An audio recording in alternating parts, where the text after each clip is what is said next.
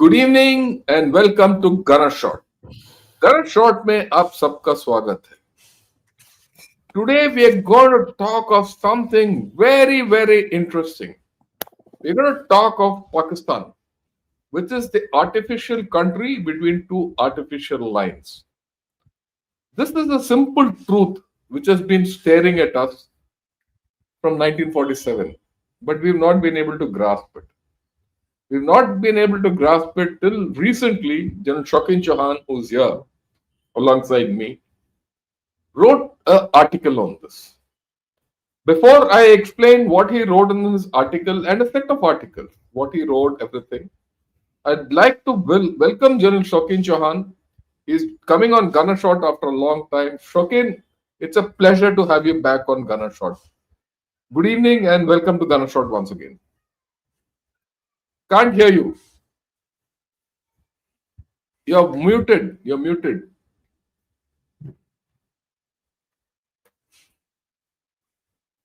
Yeah. Can you speak? No.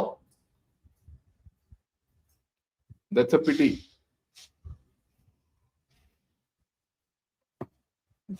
I can't hear you.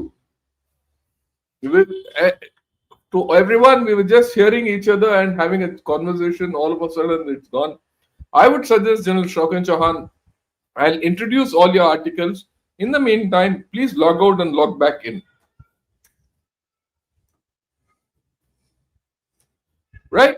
As his thing is going to come back, let me explain to you what he's written. He's written 4 articles. And these 4 articles are part of his Substack. He's got a Substack profile. Go into it.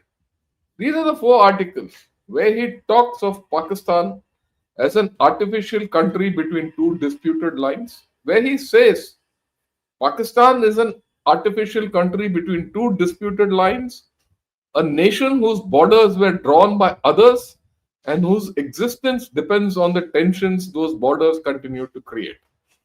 So the important thing is the borders create tensions for Pakistan.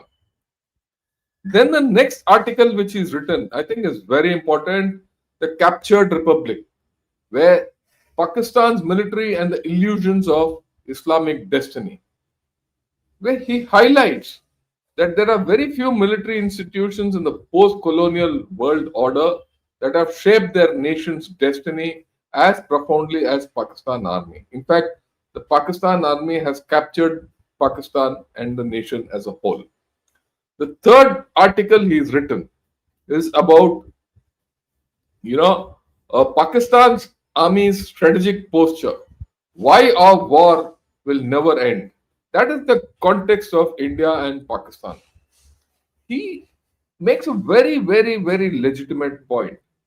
And that is the Pakistan army does not fight for the moment. It fights for continuity. Victory or defeat of a particular event is irrelevant to it.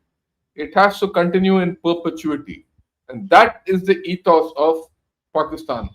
Victory as per Pakistan is the ability to continue fighting. And that's the continuity it talks of. And then the 4th article, he talks of the mirage of an Islamic NATO, of Pakistan and Turkey and the quest for Muslim military unity. And he talks of the dream of Islamic NATO, a coalition of Muslim majority nations bound by faith and purpose, was not born in the corridors of strategy but in the rhetoric of wounded pride. When you look at it deeply, each of these Muslim countries, big, small or others, want to dominate the other. They are not prepared to cooperate under any condition. If someone wants a caliphate, someone wants something, right, whatever. And Pakistan wants to ride all tigers, which it can't. And these 4 articles give everything out in great detail. For those of you, we'll hear what he has to say about his own ideas when he's written this. But I would suggest all these articles and the links I've put in the description of this video. Have a look at it and you'll get a full idea as to what this whole story is all about. With this, Let's make an attempt to get back to General Shokin Chauhan. Shokin, can you hear me first? Ah, I can't hear you again. I can't hear you at all. I, can everyone hear him? So I think you'll have to completely log out and close your computer and get back.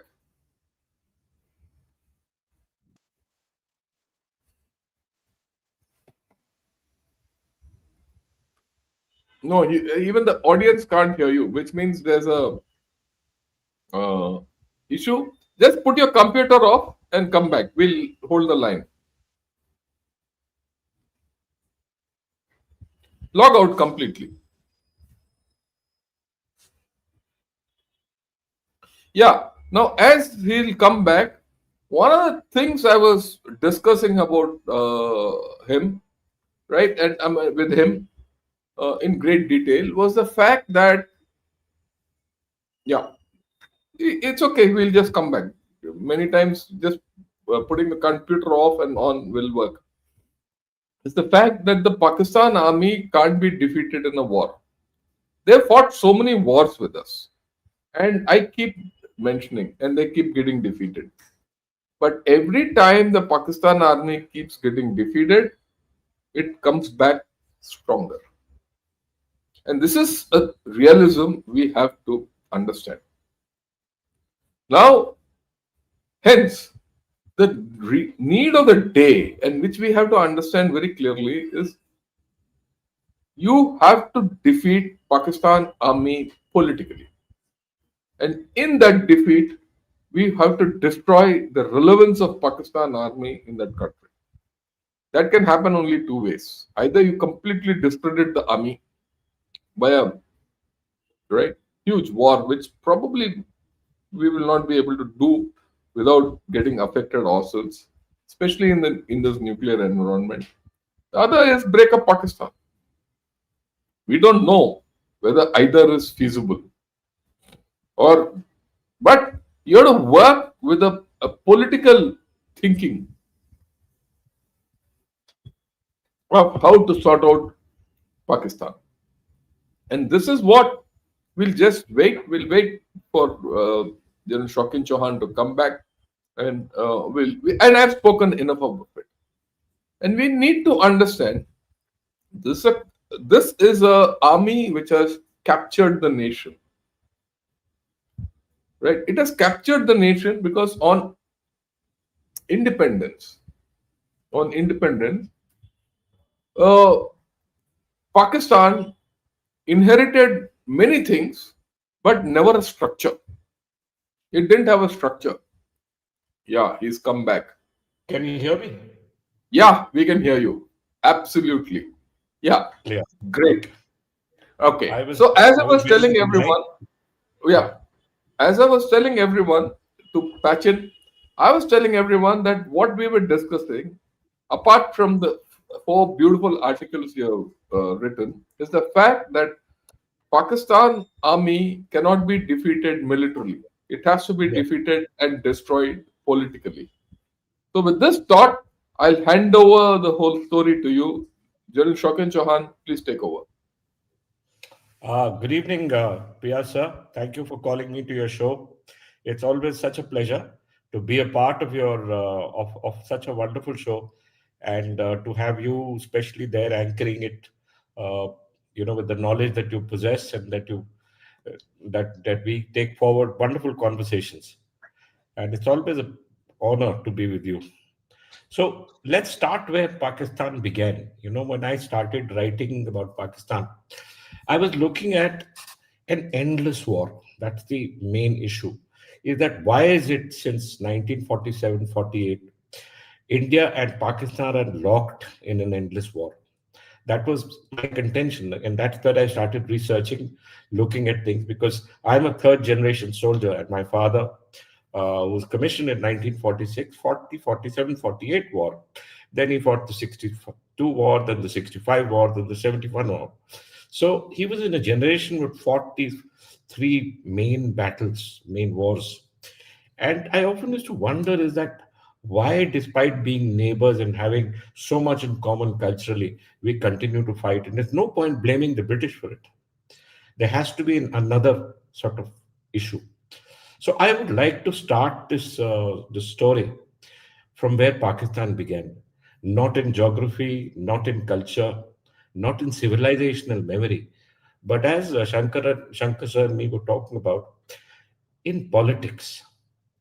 Pakistan is not an organic evolution of a people. It was a political surgery performed in haste by an empire, the British Empire, which was desperate to exit. A partition done not with understanding, mind you, but with exhaustion. The British wanted to get out as soon as possible. They couldn't take another problem. They wanted to divide the Hindus and Muslims as quickly as possible and get out of the country. So they carried out this botched surgery. West Pakistan and East Pakistan, which is now Bangladesh, had no shared language. They had no shared history, no shared geography. And how can a nation exist without all these issues? What they had in common was fear of being outnumbered, fear of political marginalization. And to that point, I agree with General Shankar, is that politically, the problem lies in the politics of the creation of Pakistan. The fear of political marginalization. Here during the Mughal Empire, a particular religion or a particular sect of people were rulers. And suddenly they found that in this large majority of Hindus, they were losing their power. And that is the fear that they had, that if we're going to lose we will be politically marginalized because Hindus are much a larger entity of people. And that is what made Jinnah want to create another country. A fear of a large united India becoming unconquerable by external influence. That's something I want you to understand, that no matter what happens, India, Pakistan, and South Asia occupy such a strategic location in the world. If you just look at the way the Indian peninsula juts into the Indian Ocean, you will understand why the Indian Ocean is named the Indian Ocean. We are the only country that has an ocean named after us. The others, the Pacific, the Atlantic, the Arctic, are not named after any country. But we are the only ones because we dominate the Indian Ocean. We are, we get inside. We're like a dagger in the ocean. So when an artificial nation is born, when you create a country out of fear, you create within it the need for a perpetual enemy. I must repeat this particular line again, is that when you create a country out of fear, you create within it the need for a perpetual enemy. And Pakistan's founders found that enemy in India. So it was not Kashmir that has created this constant battle with them. It is their need for a perpetual enemy, the need that they were created against an enemy, and that enemy has to remain an enemy. That became their anchor of self-definition. Islam became the glue that held together the Punjabis, the Sindhis, the Baloch, the Pashtuns, the Bengalis. But what General Shankar and we were talking about, and what is also there when I said about, talked about, and written about the Pakistan, the Muslim NATO, is that Islam is too large, too diverse, too global to serve as a single political adhesive. So the state reinvented itself as a garrison, as a fortress. And inside this garrison, the Pakistan army became the keeper of ideology, the guardian of the borders, the owner of the politics, the custodian of the narrative. That's something, when you understand why, and then you try and find out why is this continuity in battle? Why is this continuity in hate? Why is it perpetuity?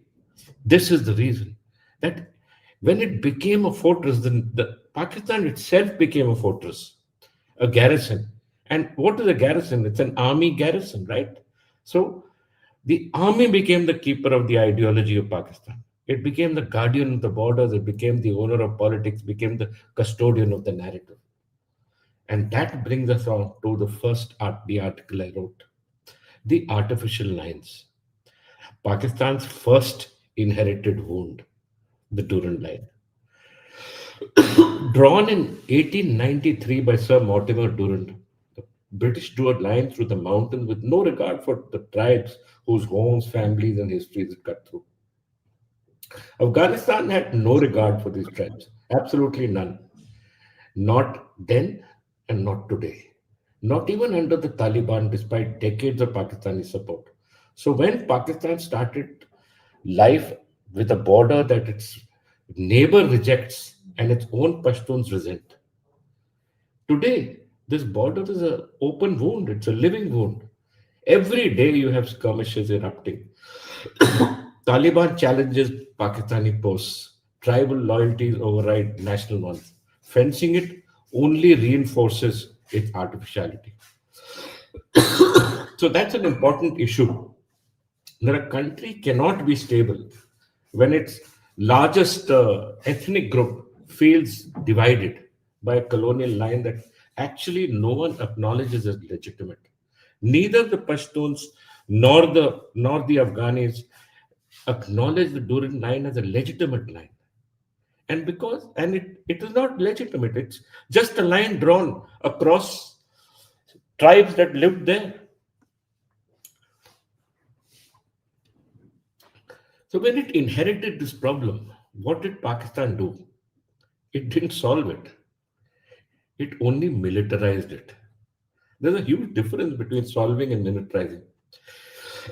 And every time the Afghan Taliban refuses to recognize the Durand line, it exposes Pakistan's internal contradictions. How can a state that speaks of self determination in Kashmir deny it to the Pashtuns at home? It's a contradiction, right? How can a nation that speaks for freedom for Kashmiris enforce a colonial border on its own tribes? How can a country that insists Kashmir is unfinished business ignore the unfinished business on its western flank?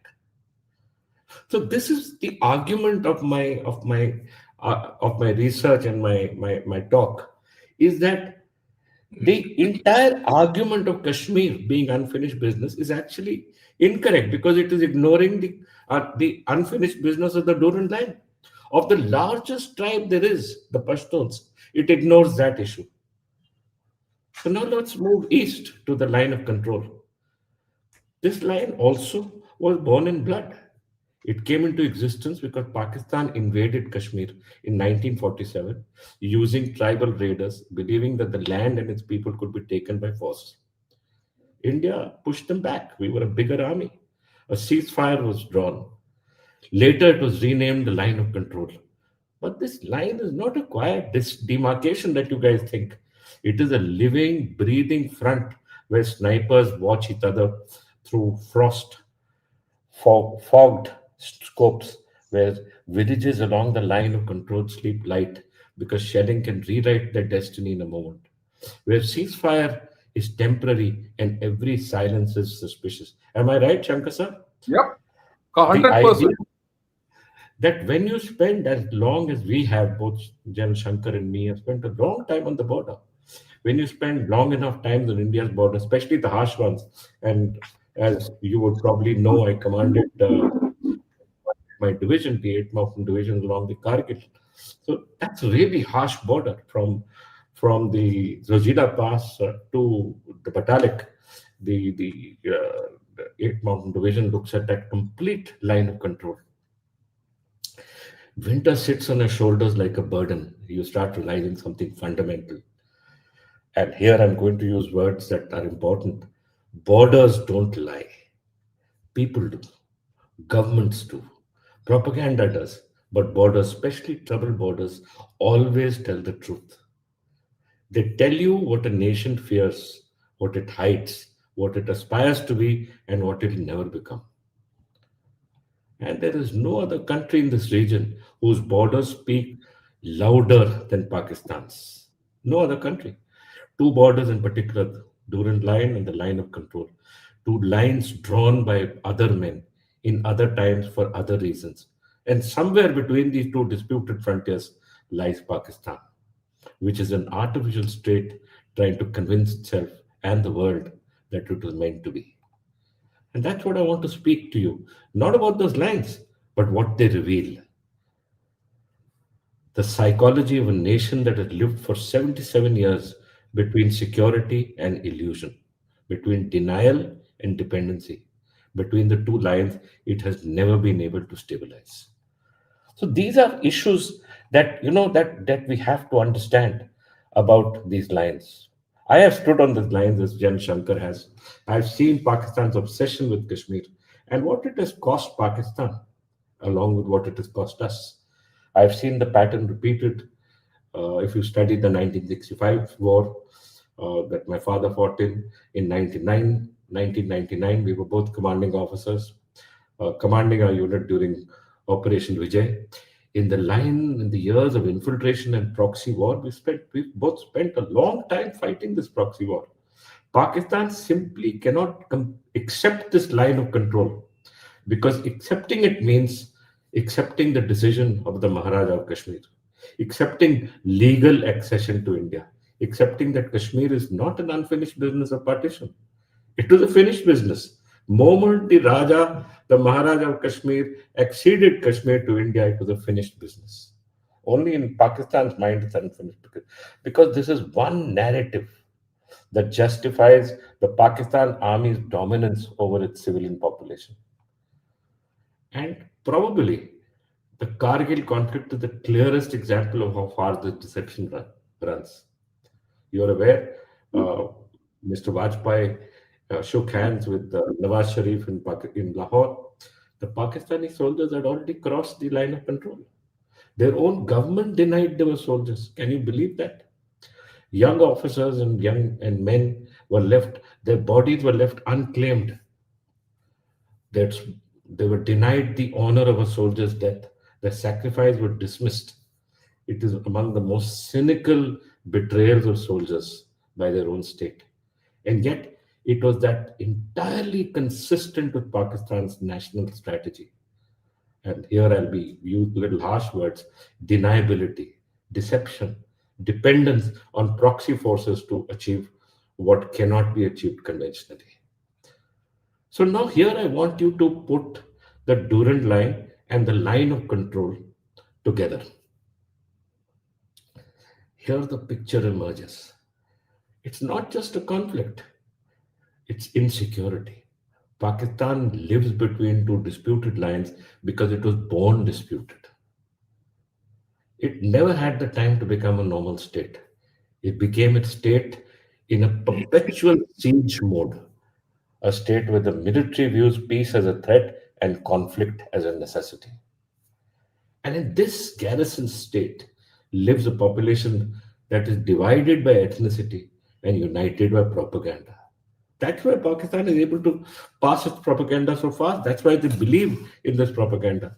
The Pakistan military have mastered the narrative of fear. India is the threat, Afghanistan is unreliable, America is fickle, Iran is dangerous. And the only stable institution in Pakistan is its army. That now has become the voice, the identity, the economy, the ideology. Civilian governments come and go, but the army remains that one institution that can never be questioned. But let's talk about now the fault lines, because beneath this camouflage of the Pakistan army, Pakistan has more internal fault lines than external ones.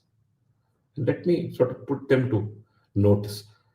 Pashtun nationalism is there in the northwest. Durand line is not accepted. The Pashtuns have been Pashtuns for 5,000 years. They will get together sometime or the other. Durand line will be wiped out sometime or the other. What is 77 years compared to the 5,000 years that Pashtuns have been Pashtuns? Pashtun nationalism is in the northwest. Baloch insurgency is in the south. Sindhis are resentful. Shias and Sunni got their tension throughout. Punjabi dominance, economic crisis. The TTP is turning on the Pakistan state. Afghan Taliban is hostile. Every border Pakistan has today is contested either by history, by tribes, or by its own contradictory ambitions. Everything. So the real question is not whether Pakistan faces a two front threat. It doesn't. The real question is whether Pakistan has ever been able to stabilize even one border. Because Pakistan's biggest threat is not India, it's not Afghanistan. Its biggest threat is its own inability to define beyond the narrative of the conflict. And that brings me to a more deeper point, one that India and we as Indians must understand and use intelligently. Pakistan's foreign policy is designed not for peace, but for preservation of military dominance. Every crisis, and I keep saying it, and not just me, Christine Fair has said this. Every crisis helps the Pakistan army. She said this after Op Sindoor. She said, "You cannot defeat Pakistan. You cannot stop these continuing terrorist threats to our country because after every defeat, the Pakistan army becomes stronger. Every escalation brings more budgets, more control, more justification for curbing democratic voices. Peace is dangerous for the Pakistan army. It threatens the power of the only institution that has ruled Pakistan. And this is the dichotomy of what we must understand about Pakistan. The fact that they're not looking for peace. And I argue this in my article, which General Shankar mentioned, that why this war will never end. It will never end because there is going to be perpetual. It is only looking for war. And each war, each time Pakistan is defeated, the army gets stronger. So those voices which keep saying get into Pakistan, beat Pakistan, don't it doesn't mean anything to them. You can't break their army, you can't destroy their army. Then this is where India can shape its narrative. And this is where, Shankar sir, we must continuously highlight Pakistan's artificiality of borders. We must highlight the contradictions in its positions. In global forums, India must remind the world that even Afghanistan rejects the Durand lines. The Pashtuns reject Pakistan's colonial inheritance. Baltistan is denied constitutional rights. Kashmir illegally acceded to India, and the line of control exists because Pakistan chose war, not peace. It's not us, it is them. And we must expose the selective morality and self determination because that ends at the Durand line. In its rhetoric on human rights, when one looks at the Baloch, the entire rhetoric of Pakistan's human rights collapses when you see how they're doing what they're doing to the Baloch. Its claims of democratic governance crumble moment you see Pakistan Army's shadow. And we also must recognize something very, very clearly, which I've also spoken about in my article on Pakistan being an artificial state. Artificial states rarely collapse suddenly. They endure through inertia. I'm not talking, this is history talking. They endure through inertia, through external support, through the sheer weight of their military institutions. Pakistan has survived for decades because the world has indulged its insecurities. And the world will continue indulging in its insecurities. It's a nuclear power, it'll carry out, it'll self destruct. These are insecurities of the world. So Pakistan actually threatens us by holding a gun to its own head. It has survived for decades because the world has indulged these insecurities, armed its military, forgiven its terror proxies, and accepted its duplicity as a geopolitical necessity. And that is why you find Pakistan is able to balance China and the US together. Because they just accept the duplicity of Pakistan as a geopolitical necessity. That's the issue. Nothing to do with us. It's just it's the weight of its own contradictions. But history is a big it's a very big arbiter here. History shows that states built on fear eventually will face the consequences of their contradictions. For Pakistan, the decades ahead will be defined not by India, but from pressures from within, ethnic, economical, ideological. India's role is not to push Pakistan into instability, because a greater unstable Pakistan becomes a more dangerous Pakistan for us. So it's dangerous anyway, whether it is stable or unstable, it is dangerous, right? So we have to be prepared for perpetual war. Uh, but the idea is that unless we destroy the Pakistan army, and for that you require a much, much greater effort than this, Pakistan will remain what it is. Our role is continuously and consistently revealing the truth. Pakistan cannot preach what it does not practice, cannot demand justice while denying it on its own soil, cannot speak of Kashmir without answering for the Durand line. It can the Pashtuns, the Baloch, and the millions displaced by its own internal conflicts. So when I look back at the ridgelines of Kashmir, where I have spent almost 15 to 20 years of my life, I also think of the mountains of the Khyber and realize something simple. Pakistan's tragedy is that the borders were drawn artificially. Most borders are, right? Pakistan's tragedy is that it never tried to rise above those borders, never allowed its people to define the nation beyond conflict, and never allowed its democracy to breathe without military permission. These are important issues. What should India do? We must remain vigilant because we have to fight this perpetual war. We must be firm on defense. There is no question that we let go our defense. We must be prepared to fight every day for our existence. We must be sure that there can be no peace. We have to defend our line. We must be firm in defense, mature in diplomacy, and create a strategy that is long term. Be patient in strategy. Because while Pakistan's borders were drawn by empires, ours were shaped by civilization. That's the issue and the difference between the Indian borders. We were shaped by civilization, 5,000-year-old civilization. Pakistan just a small blip of 77 years. So while Pakistan searches for identity through conflict, India must find its identity through the continuity of its civilization. That's my view. Yeah. Uh, I Yes, think sir.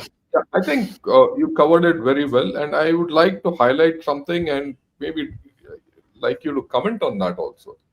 If you go back into the times when we were young, the normal exercises which we used to confront with Pakistan till brass tacks and before that was that Pakistan would invade India and break India and balkanize India. Till the mid 80s, the talk of in the India Pakistan scenario or in Hmm. a global scenario was when will India balkanize? And in that, Pakistan was the The ascendant key architect, the hatchet. yeah, hatchet. But somewhere after brass tacks, 85, 86, everything, things started changing. And even in our thinking and our everything, we no more talk of defending against Pakistan. That now out of the question. And Pakistan has gone on the defensive. And I would like to put across what General Shokin said about our civilizational ethos. The thinking internationally, and it used to be, megaphone through Pakistan, was that India is an unnatural state. A lot of princes or principalities which were put together by force. Put some pressure on them, they'll all break, and then we can come back and rule. What people missed out was that India had the civilizational connect with more than 5,000 years. He's saying if convenient 5,000, I would say more than that, million years. Right? We've come through that. We've not only been a civilization, we've absorbed other civilizations into our folds or strains of other civilizations and melded them into what we are. We are what we are with all our inconsistencies. And it can't be broken. And we seek peace. because it is in having peace externally that we can continue to grow, and that's a realization which all of us have. But the flip of that has happened in Pakistan. Pakistan, which was a, you know, after the breakaway of East Pakistan, the West Pakistan, which was thought will be one homogeneous force, but that has not endured. It has not endured because, like what General Shokin Chauhan says, there is no, they don't have the weight of civilization behind them. They don't have a idea of what they are supposed to be. They have a problem of identity, and they were, the Durand line was artificial. So was the Radcliffe line, and the extension of the Radcliffe line being the LOC was also artificial. So this is a state which had always two borders, two artificial lines, and artificials and contested lines always generate tensions. And those tensions are like, lens, inward lens, which focus inward and are now fracturing the state, right? And one of the things which General Shokin Chauhan in another article of his, he talks of the captured republic and Pakistan's military and the illusion of Islamic destiny. One of the inward focus of this nation has been to turn to religion. And their manifest destiny today lies in Islam. And Pakistan army is the guardian of that strategic frontier which is called Islam. It is no more the guardian of their borders. It is their ideological frontier which Pakistan, guards, or the Pakistan army guards. And that, as per them, as per their writing, gives them the ability to continue fighting. And victory for them is the ability to continue fighting. I'd like you to explain this because you explained this very well in the second article of yours. Spend about 5-10 minutes and then we'll take question on this. So the issue here, what my contention was, that because Pakistan was created in a particular manner, the army captured power. And when the army captured power, the army only feels there is only one way to continue this power. Is by continuously creating a problem within Pakistan and a problem with Pakistan's external borders with India. Because you could not have created Pakistan without an enemy. Like I explained to you in the beginning, they needed an enemy to create a separate country. Now they created this enemy. They can't stay together. So you have to keep redefining this enemy. And with each redefinition of this enemy, the garrison state of Pakistan that is defended in its mind by their army becomes stronger because he has to get more power. He has to get more power because he says he needs to be modernized. He needs more weapons. He needs more people under command. And they are then grabbing the internal resources of Pakistan. And they are grabbing these internal resources, but what are they doing? They're selling these internal resources to other people. Why? Because they're grabbing money for themselves. So in the captured republic, I have been very clear about redefining this relationship between the army and its people, the army and its political, actually should have been political masters who were chosen by the people. The army is unaccountable. Today, failed Field Marshal Munir has decided to make himself the Chief of Defense Forces. He decided that he is the final arbiter. And now they've passed Article 27 in the Constitution, which also will never allow him to be tried by his own people for all the things he's doing. So these are the issues. In each one of my articles, my arguments are similar. That this is a army that runs the country. It is not a country that has an army. It is an army that has a country. And to exist, that army must continuously have an enemy. Because armies by nature need an enemy to grow. And it would be a very important study to see how the Pakistani politicians can actually grow here, because the army will simply not allow them to grow. So all these linkages that Pakistan has, all these situations, the lines that were drawn by the colonizers, must understand, may confine nations for a while, but they will never define them forever. Pakistan still has to choose what it wants to.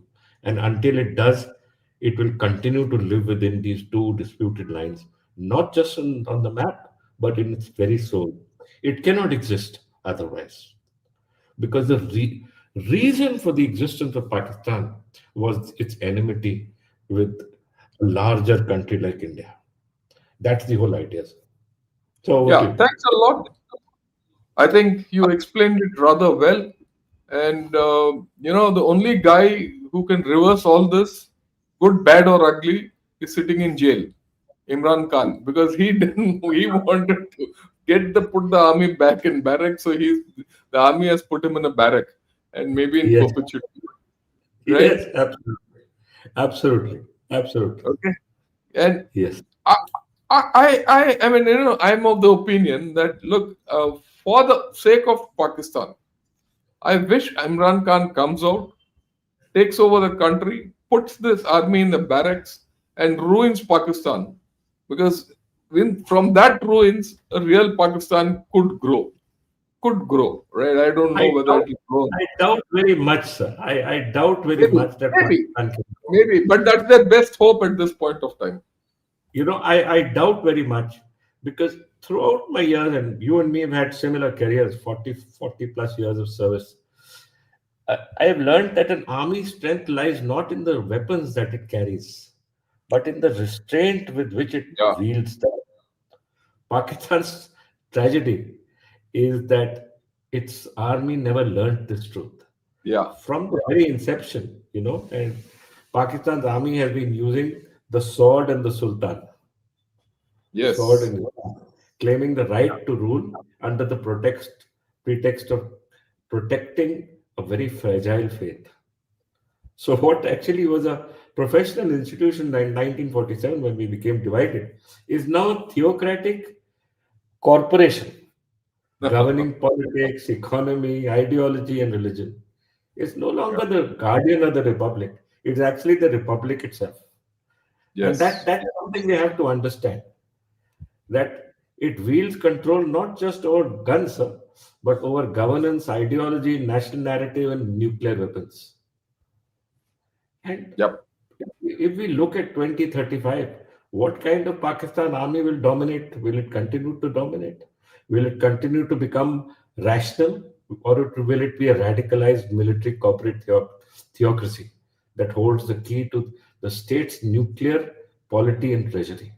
That's an important issue. You have to understand that as time goes by, we've seen nothing has improved. We thought after 1971, after destroying Pakistan's army, capturing 93,000 prisoners, bringing them to India, we would have peace. It won't happen. No matter how we treated the prisoners, how well we treated them, how well we showed them the full faith, full power of our civilization, it still went back to the same situation.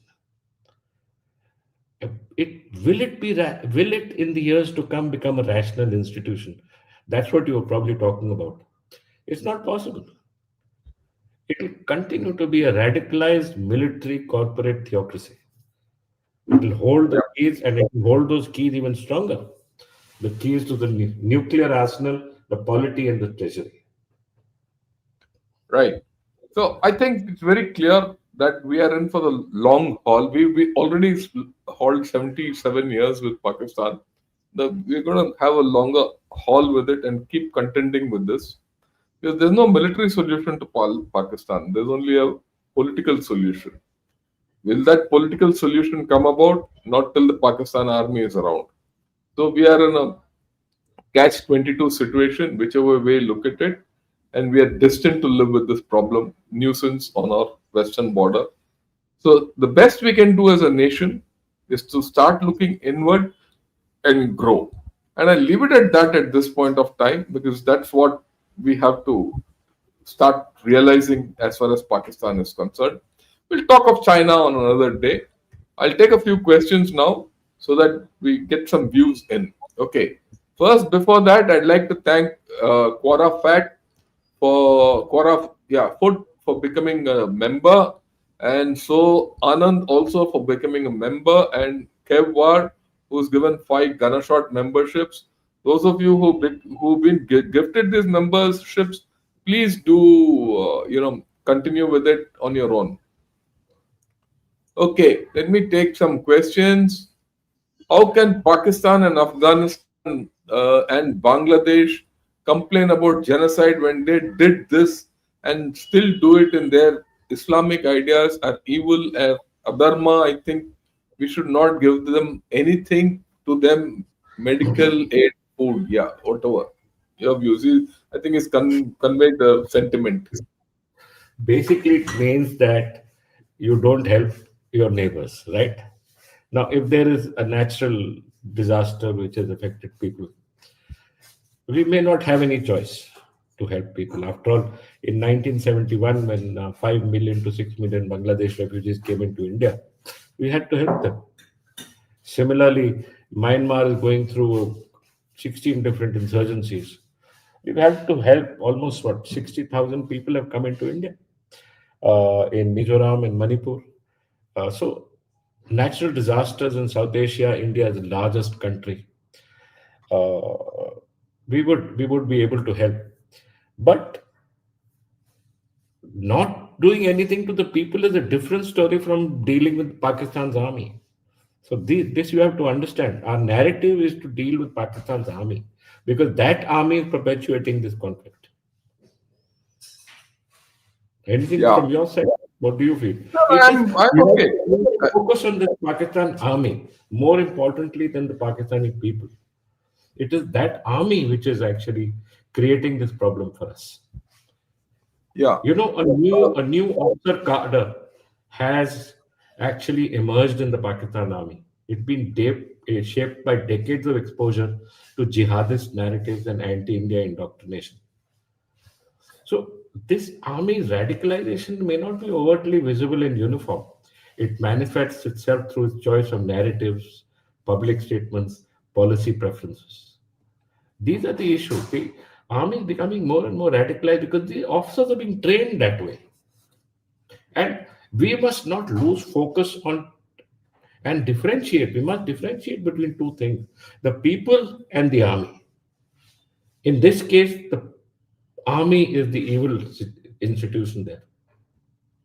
And right. I will go off the institution that we can defeat. Yeah. Uh, General Shankar and General Chauhan, citizens salute the current reigns of Pakistan are in the hands of USA or Church of England, and does Asim Munir follow completely the Wahhabi Saudi school of thought? Neither.